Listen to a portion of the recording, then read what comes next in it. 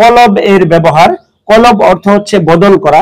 ইকলাবের হরফ হচ্ছে একটি, অর্থাৎ কলব ইকলাব ওই একই জিনিস, যে ইকলাবের হরফ হচ্ছে একটি ভা পরিভাষায়, যথা ভা।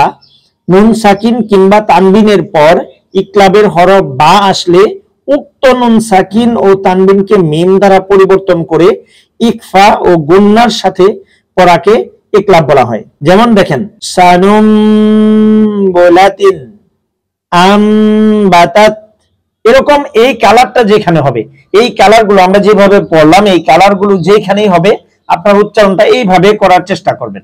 মদের ব্যবহার, মদ অর্থ হচ্ছে টেনে পড়া। মদের হরফ হচ্ছে তিনটি, আলিফ ওয়াও ইয়া। মদের বিস্তারিত বিবরণ ব্যাপক, তাই আমরা বিস্তারিত বিবরণ না দিয়ে এক আলিফ টানের ক্ষেত্রে এক, তিন আলিফ টানের ক্ষেত্রে তিন এবং চার আলিফ টানের ক্ষেত্রে চার দিয়েছি। উদাহরণ যেমন অরুশিহা, এটা হচ্ছে এক আলিফ টানের উদাহরণ। তিন আলিফ টানের উদাহরণ হচ্ছে যে ওমা আমানা মাআহু।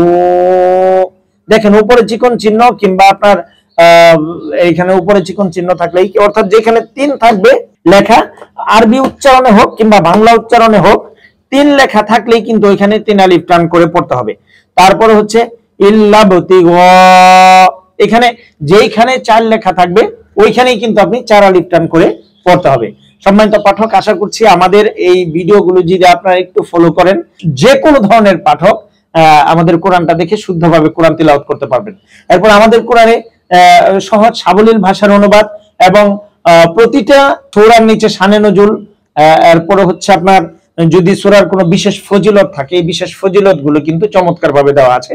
আমাদের কোরআনটা বুঝে পড়ে এই কোরআন অনুযায়ী আমল করার তৌফিক দান করুন। আসসালামু আলাইকুম ওয়া রাহমাতুল্লাহি ওয়া বারাকাতুহু।